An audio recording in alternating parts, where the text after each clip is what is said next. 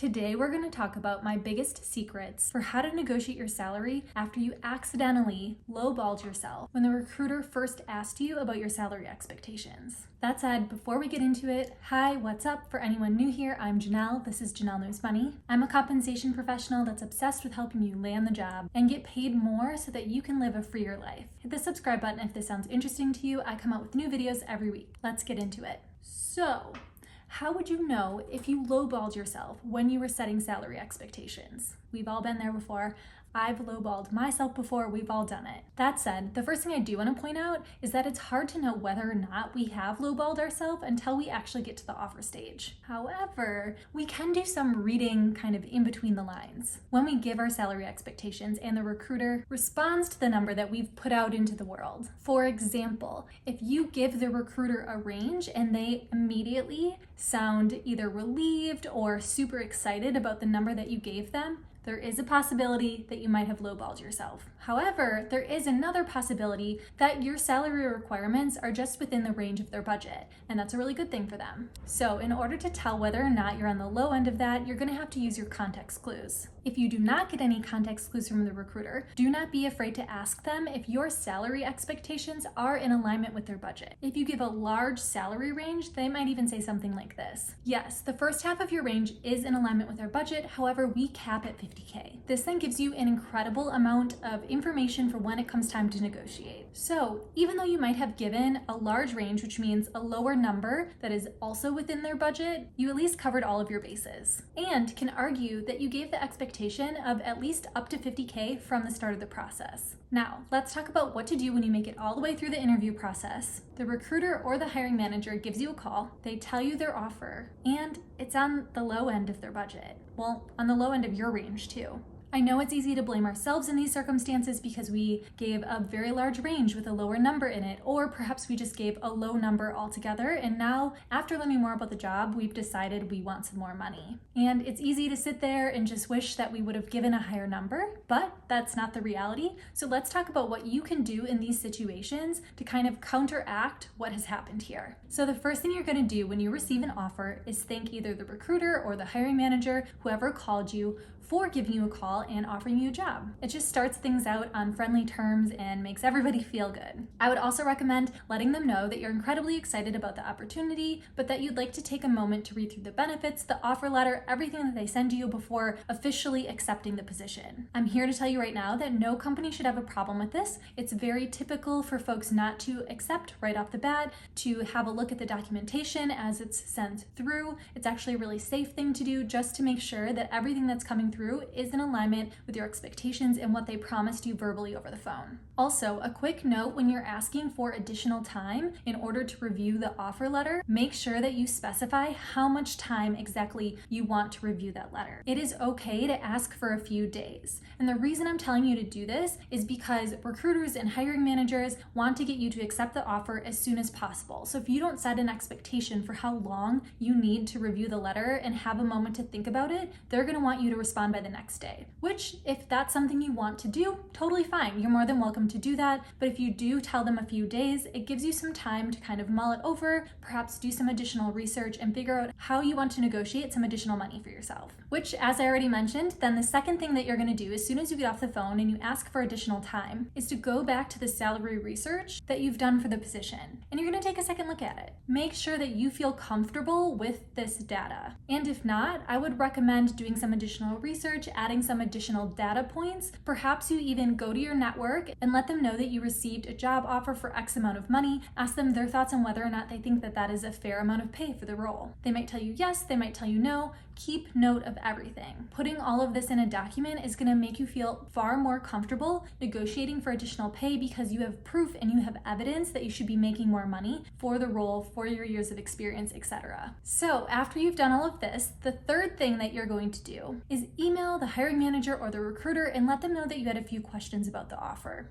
You can also ask them if they're open to negotiating. If you prefer, you can do this over the phone as well. It's just whatever your preference is, whatever makes you feel the most comfortable. Just know that if you do it over the phone, you need to be prepared to have a live conversation about what your salary expectations are and what you're negotiating right then and there, because they're going to ask you immediately to provide that information so that they can then go back to their sources internally to figure out if that's a possibility for you. I'm just telling you that because I don't want you to feel caught off guard if you call them, let them know that you want to have a conversation about negotiating, and then they're immediately like, okay, well, what do you want?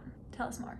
So now I want to focus on if you are making the ask via email. And personally, in my opinion, I think sometimes doing this via email is a little bit easier, maybe not only for you, but also for the other parties involved. Why is that? Well, because not only does it take the pressure off of you to deliver this verbally, but then it also takes the pressure off of the hiring manager or the recruiter to take notes as you are talking to them about what it is that you're trying to negotiate over the phone. There just runs more risk of human error of translating, you talking to them talking to somebody else, and then them coming back to you with an offer, which wasn't, again, what you expected.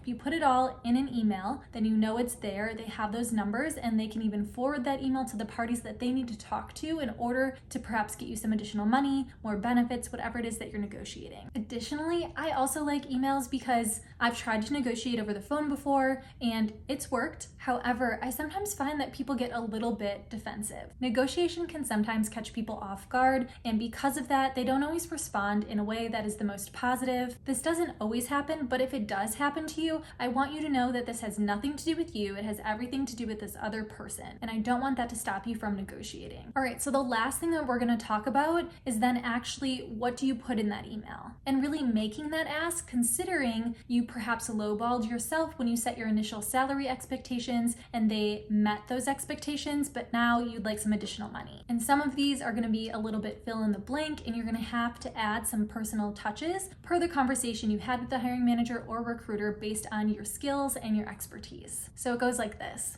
Hi, hiring manager. Thank you for offering me the opportunity to join your team as a job title. I'm excited to make an impact at their company. As we chatted about during the interview process, I have X years of experience in parenthesis industry. In addition, my ability to parenthesis skill that ties in with the job will allow me to really hit the ground running as a new hire. I'm confident that I would be able to, and I put a parenthesis here, you're going to want to list some type of project on the posting or something that you talked about during the interview that you know you can accomplish that is an obstacle they currently have. Therefore, considering my expertise, in addition to learning more about the position and better understanding how my skills align with the role, my salary expectations have shifted to X per year. I know this is a bit higher than the compensation expectations we chatted about during my initial interview, which is why I wanted to have an open conversation about your budget and whether you would be able to meet me at X dollars per year. Again, I'm incredibly excited about the opportunity to join your company and can really see a future where I can continue to learn and grow and bring value to the organization. I look forward to hearing from you. All the best, signed your name. So after going through this email template with you, there are a couple of things that I specifically want to pick apart that might help you better write this and personalize it for yourself. The first thing is that second paragraph can be as long or as short as you deem fit. The purpose of it is to recap the experiences that you have, that you bring to the table, that show the recruiter that you would be the perfect candidate for the position. Really make this personal. Another quick tip here, so that you have something to fill in the blank, it would be really good that when you're interviewing, to ask them about what their biggest priorities are for the person that's coming into this position. You could also ask them where they're having obstacles. Within this paragraph is a perfect space to tell them why you are the perfect person to solve those obstacles, and that you know you can accomplish the priorities that they've set out for the person coming into this role. The second thing I want to point out on this template are the two different numbers that you're providing within the third paragraph. The first is a range. I want you to make sure that when you're giving this range, that bottom number is the lowest number that you are willing to accept for the role. We are providing a range because we want to make sure that we're hitting all of our bases when it comes to trying to be inclusive of the recruiter's budget.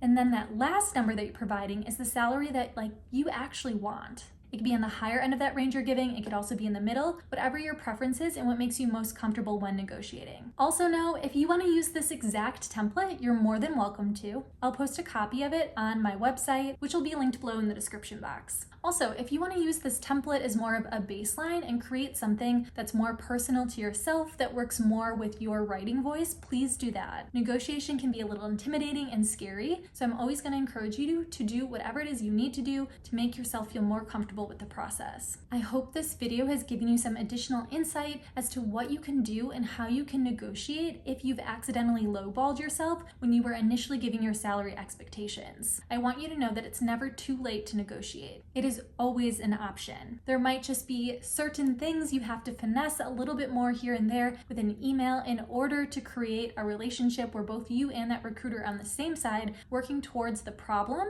and that problem is bringing you on board and they want you to be happy, you want to be happy with the salary, and you both can accomplish that together. So if you've lowballed yourself, just know that there is hope. You can negotiate, you can get that salary to a space that makes you feel comfortable accepting the job. If you have any questions about this video, about the email template, please leave them below in the comment section. I'm more than happy to get back to you and answer your questions. If you like this content, please make sure to give it a thumbs up. This lets me know that I should be making more things like this in the future. And also make sure to hit the subscribe button so that you're alerted at every video that I come out with on a weekly basis. Thank you so much for making it to the end of this video. I hope you have a nice rest of your day.